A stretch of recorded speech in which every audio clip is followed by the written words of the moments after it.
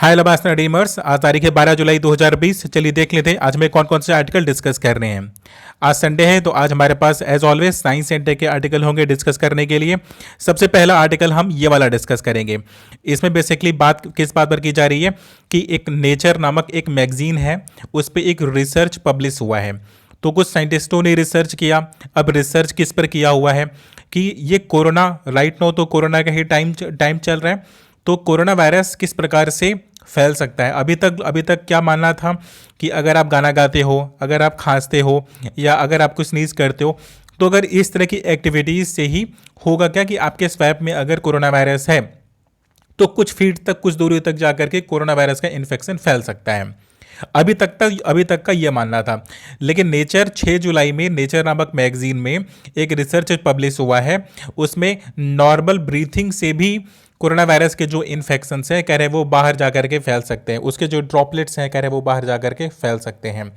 अब देखिए इसमें पर मिनट की बात की जा रही है कि आप बेसिकली करते क्या हो कि अगर कोई पर्सन 1 मिनट तक अगर ब्रीथिंग करता है तो एज पर से नेचर मैगजीन के अकॉर्डिंग कि मिलियंस ऑफ कोरोना वायरस के इन्फेक्शंस कह रहे वो ड्रॉपलेट्स को वो बाहर छोड़ता है, वो वायरस को बाहर एमिट कर देता है। अब फिर रिसर्च किस प्रकार से किया गया, इसे आइडेंटिफाई किस प्रकार से किया गया कि बहुत ही सिंपल तरीके से इन्होंने किया क्या कि वेरियस सरफेसेस पर जा कर के जहाँ पर एक ह्यूमन कुछ टाइम स्पेंड करता है, तो उन्होंने हर वो जगह जा कर के वहाँ की सैम्पलिंग की, वहाँ के सरफेस की जांच की और पता लगाया कि कोरोना वायरस का इन्फेक्शन क्या है या नहीं है, या कोरोना वायरस वहाँ पर अवेलेबल है या नहीं। Right, this kind of thing वो काम करते हैं ऐसा। अब उसमें किया क्या कि टॉयलेट पीट्स पर जा करके देखा, हॉस्पिटल्स के सरफेस पर जा करके देखा, क्योंकि यूजुअली हॉस्पिटल में होता क्या है कि अगर कोई पर्सन इन्फेक्टेड है तभी तो लोग केयर करते हैं। लेकिन अभी जो नॉर्मल ब्रीथिंग के थ्रू, अगर नॉर्मल रेस्पिरेटरी सिस्टम के थ्रू कोरोना वायरस का फैलना, कह रहे हैं कि अगर पर्सन के अंदर सिम्टम नहीं दिख रहे हैं, कह रहे हैं उसके बावजूद उसके ब्रीथिंग के थ्रू होगा क्या कि कोरोना वायरस का इन्फेक्शन करीब 2 मीटर की दूरी तक फैल सकता है। ये नेचर की मैगजीन में ये पब्लिश किया गया है। अब देखिए उसमें नंबर ऑफ केसेस की भी बात करते हैं। कह रहे कि ऐसे नंबर ऑफ केसेस उन्होंने 249 केसेस आइडेंटिफाई किए हैं कि एक पर्सन है कि वो कुछ भी और नहीं किया था, नॉर्मल ब्रीथिंग के थ्रू केवल सरफेस को टच करने मात्र से, और उसके थ्रू उसके अंदर ये कोरोना वायरस का सैंपल पाया गया। उसके अंदर कुछ भी नहीं था, उसके अंदर कोई सिम्टम नहीं था, लेकिन उसके बावजूद अगर उसका वो स्वैब लिया गया उसके सांस के थ्रू, और जहाँ जहाँ पे स्क्रीन उसने टच किया या जहाँ जहाँ पर वो गया हुआ था, तो केवल उसकी उपस्थिति मात्र से वहाँ के सरफेसेस में कोरोना वायरस के इन्फेक्शन देखने को मिल गए। ठीक, तो उसी के बेसिस पर, उसी रिसर्च के बेसिस पर नेचर की मैगजीन में ये वाली बात रिपोर्ट की गई है। क्योंकि अभी तक इसे साइंटिफिकली इन्होंने प्रूफ नहीं किया है, लेकिन अपने सर्वे में बताया कि हमने कि मोर देन 250 केसेस ऐसे हमें देखने को मिले हैं कि नॉर्मल सांस लेने मात्र से भी कोरोना वायरस का इन्फेक्शन सामने वाले व्यक्ति के पास फैल सकता है। ठीक, तो हमारा ये वाला भी आर्टिकल डिस्कस हो गया। अब हम अपने नेक्स्ट वन आर्टिकल की ओर मूव करेंगे। देखिए कोरोना वायरस से लड़ने के लिए हर ह्यूमन के अंदर कुछ न कुछ रोग प्रतिरोधक क्षमता होती है, जिसे एंटीबॉडी बोलते हैं। अब किसका एंटीबॉडी कितना स्ट्रांग है, किसके अंदर किस प्रकार के सेल पाए जा रहे हैं, तो उस पर डिपेंड करता है कि कोरोना वायरस से वो रिकवर कर पाएगा कि नहीं कर पाएगा। बेसिकली अगर एक जनरल टर्म में अगर हम बात करें तो कोरोना वायरस से इम्यूनिटी किसकी कितनी स्ट्रांग है, करें उसके बेसिस पर उसके रिकवरी डिपेंड करती है।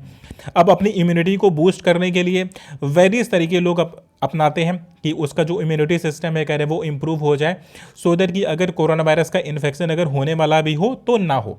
ठीक है, अब उसमें एक सेल होता है जिसे बोलते हैं टी सेल।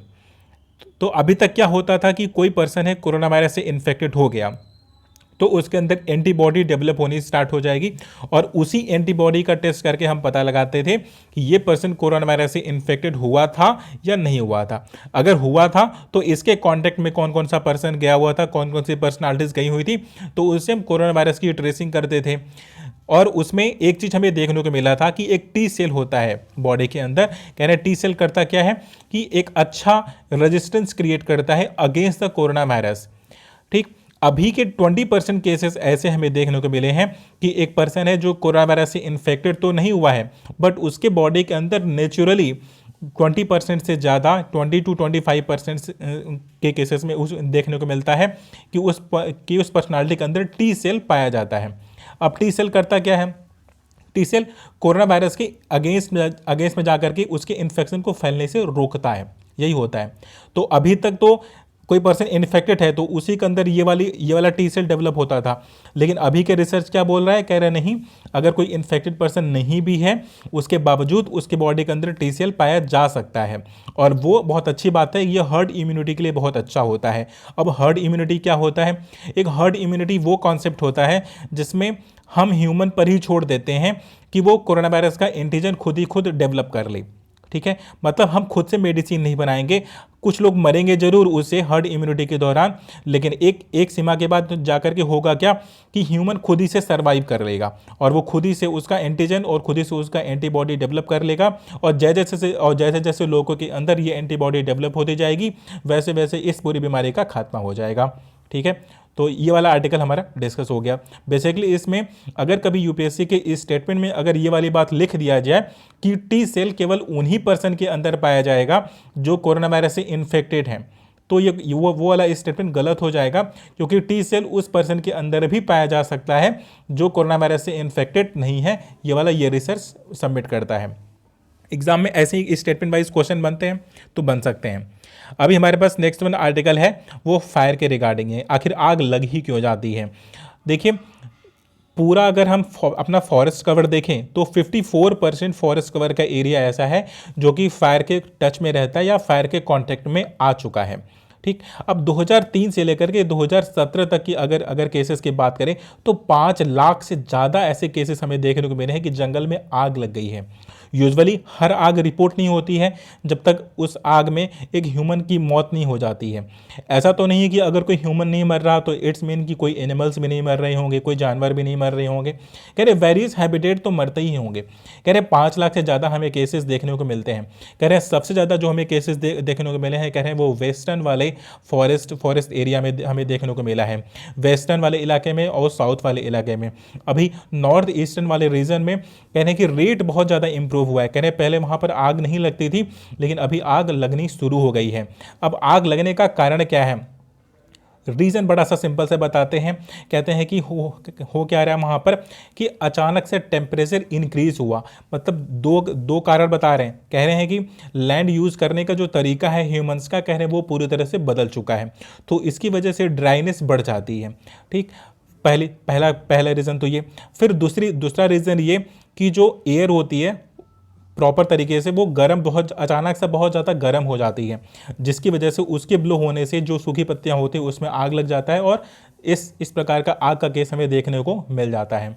तो इम्पॉर्टेंट यहाँ पर क्या है कि ये इम्पॉर्टेंट है कि 54% जो हमारा फॉरेस्ट कवर है, कह रहे वो आग लैंड वाले मीन पूरे आग फायर के रीजन में आ चुका है या उसमें आग लग चुकी है, या ऐसे केसेस हमें यूजुअली देखने को मिल जाते हैं।